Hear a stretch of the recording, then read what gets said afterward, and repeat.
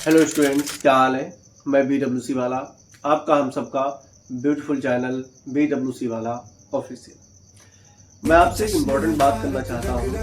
गांव के हिसाब से रूरल एरिया, जो गांव के स्कूलों में कोचिंग्स खुले हुए हैं, स्कूल्स खुले हुए हैं, उनमें पेरेंट्स अपने बच्चों के एडमिशन तो करवा देते हैं, बट एक साल तक कोई स्कूल को देखने नहीं जाता है कि हमारा बच्चा क्या पढ़ रहा है और क्या ये सिखाया जा रहा है इसको और क्या पढ़ाया जा रहा है। कभी भी किसी भी पेरेंट्स के इतनी हिम्मत अंदर नहीं होती है कि किसी भी स्कूल में जाकर के वो अपने बच्चे को चेक करें।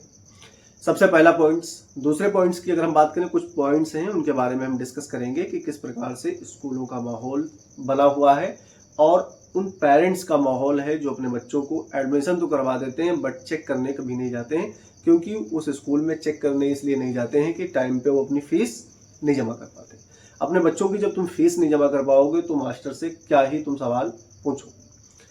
तो मैं कुछ पॉइंट्स के बारे में बात करूंगा कि वो कौन कौन से पॉइंट्स हैं जिनसे पेरेंट्स स्कूल जाने में डरते हैं और बच्चे जो होते हैं वो टीचर्स से जो है क्या कनेक्ट नहीं हो पाते हैं, टीचर बच्चों से नहीं कनेक्ट हो पाते हैं और उनकी पढ़ाई अच्छे तरीके से नहीं हो पाती। गांव के स्कूलों का हाल और गांव के लोगों का हाल पेरेंट्स मीटिंग में प्रेजेंट नहीं होते।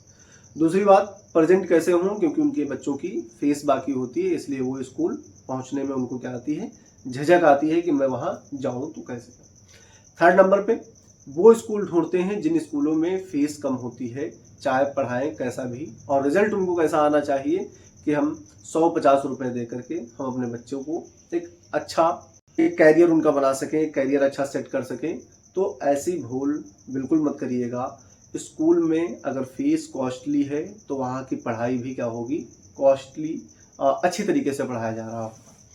कहने का मतलब क्या है कि कोई भी पेरेंट्स होता है जो स्कूल में अपने बच्चों को एडमिशन तो करवा देता है बट कभी चेक नहीं करने जाता है। और चेक करने जाएगा कैसे, क्योंकि वहाँ पर उसके बच्चे पे फीस पूरे साल की बाकी होती है। धीरे धीरे जब वो 3, 4, 5, 7, 8 तक क्लास में पढ़ लेता है बच्चा और जब वो क्लास 8 तक पहुंचता है तो बच्चे के पेरेंट्स पे क्या हो जाती है, फीस बहुत अधिक हो जाती है। और जब फीस बहुत अधिक हो जाती है तो वो बच्चे को क्या कहता है कि तुम अब स्कूल नहीं जाओगे। अब बच्चे का करियर खराब हो रहा है, कक्षा 8 तक पढ़ चुका है, समझदार हो चुका है, समझने वाला हो गया है कि क्या हमको किताबों से सीखना चाहिए। टीचर्स, अब जब फीस नहीं जमा होगी तो टीचर वहाँ पे कैसे होंगे।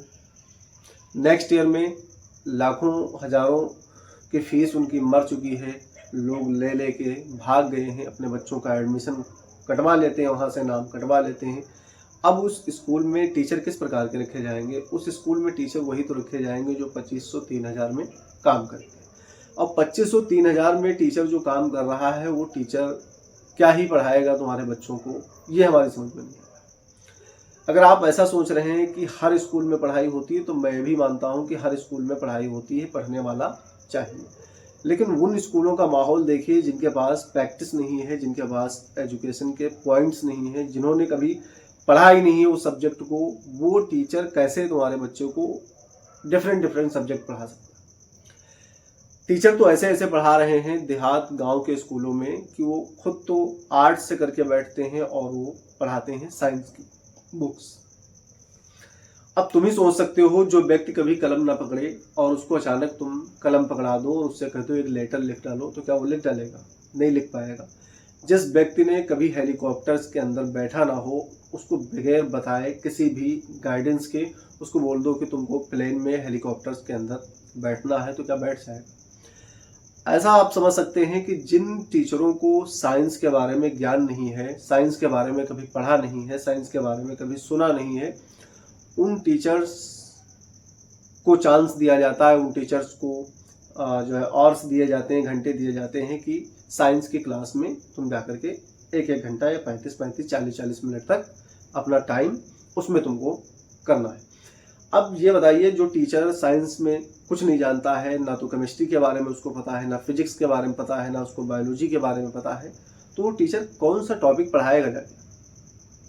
अब पेरेंट्स को ये भी नहीं पता है कि वहां पर हमको चेक क्या करना है, क्योंकि पेरेंट्स जो होते हैं अधिकतर गांव के जो हैं, गांव का माहौल जो है, गांव के माहौल में 60% लोग ऐसे हैं जो वो अनपढ़ हैं उनको ये नहीं पता है कि साइंस क्या होती है, आर्ट्स क्या होती है। साइंस पढ़ाएंगे तो क्या हमें बेनिफिट मिलेगा, आर्ट्स पढ़ाएंगे तो क्या बेनिफिट मिलेगा, कौन सा इसका रास्ता साइंस से होगा, कौन सा रास्ता इसका आर्ट्स से होगा। बस उनकी ये समझ में आता है कि हमको क्या करवाना है, इसका एडमिशन करवा दें, ये पढ़ता है।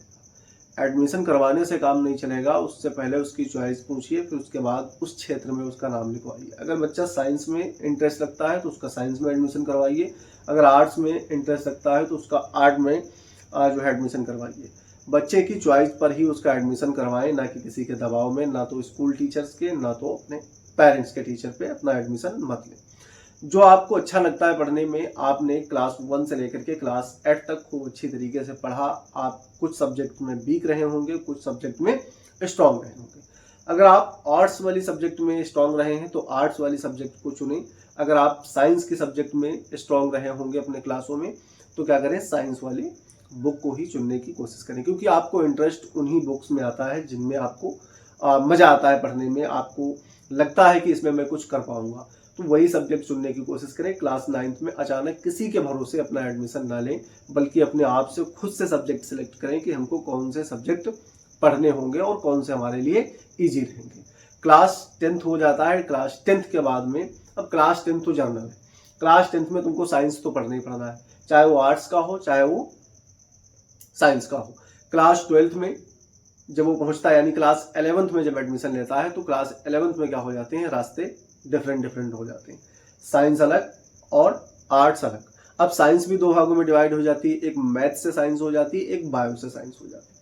अब तुमको वहां पर भी चुनना पड़ेगा। अगर साइंस वाला कोई बच्चा है, वो सोच रहा है कि साइंस ले लिया, अब उसको ये नहीं पता है कि हमको मैथ में इंटरेस्ट ज़्यादा था या हमको साइंस यानी कि जो ये विज्ञान का क्षेत्र होता है जिसमें आती है फिजिक्स, केमिस्ट्री और बायोलॉजी, इस वाले क्षेत्र में हमको इंटरेस्ट था। और आर्ट्स वाले बच्चे को ये नहीं पता होता है कि हमको कौन से सब्जेक्ट में हमको ज़्यादा इंटरेस्ट था। उसमें भी ऑप्शंस होते हैं चुनने के लिए, कौन से सब्जेक्ट हमको लेने हैं, कौन से नहीं लेने। भारत के अंदर जो है हिंदी और इंग्लिश कॉमन है, इसको तो पढ़ना ही पढ़ना है, क्योंकि ये सभी के लिए होता है। हिंदी हमको पढ़ना है, इंग्लिश भी हमको पढ़ना है। साइंस अलग अलग प्रकार की, देखो एक मैथ से होती है साइंस, मैथ जब लोगे आप तो आपको फिजिक्स पढ़नी पड़ेगी और केमिस्ट्री पढ़नी पड़ेगी और उधर मैथ पढ़नी पड़ेगी। और इधर अगर आप बायो ले रहे हैं तो बायो के साथ में आपको फिजिक्स, केमिस्ट्री और इसके साथ में क्या हो जाएगी, बायो आपको पढ़नी होगी और हिंदी, इंग्लिश पढ़नी होगी। तो ये सारे पॉइंट्स जो होते हैं, इनको ध्यान में रखते हुए तभी आप क्लास 11th में एडमिशन लेने की कोशिश करें, वरना आप भूल जाएंगे, चूक जाएंगे, तो आपको लास्ट में फिर यही होगा कि अब मैं क्या करूं, मुझे तो इन सब्जेक्ट में, इन विषयों में इंटरेस्ट नहीं था और मुझे ये कहाँ मैं फंस गया, किस माहौल में आ गया हूँ। तो थोड़ा समझने की कोशिश करें। अब बड़े हो चुके हो, रील इतना स्क्रॉल करते हो कि 3 घंटे समझ में नहीं आते कि कहाँ चले गए। इसलिए कोई भी चीज़ अगर आप किसी चीज़ के बारे में फैसला करते हैं तो थोड़ा सोच समझ कर करिए, क्योंकि सोच समझ करके करिएगा जब, तब आपको आसान हो जाता है और आपको ये पता हो जाएगा कि हमको किस क्षेत्र में हमको जाना है, कौन सी एरिया को हमको कवर करना है, क्या पढ़ना है क्या नहीं पढ़ना है, ये आपका क्लियर हो जाएगा और आपको पढ़ने में इंटरेस्ट आएगा। बस मैं इतना ही कहना चाहता हूँ। मैं BWC वाला, आपका हम सबका ब्यूटीफुल चैनल BWC वाला ऑफिशियल चैनल को सब्सक्राइब नहीं किया है तो चैनल को सब्सक्राइब करके जाओ। इतनी अच्छी आपको जानकारी दे रहा हूँ, बहुत कम उम्र में आपको समझाने की कोशिश कर रहा हूँ और आप समझ जाइए, क्योंकि आपकी उम्र अभी क्लास 9th और 10th में है या 11th 12th में है, तो आप अभी बहुत छोटे हैं, इसलिए ध्यान रखें। ऑल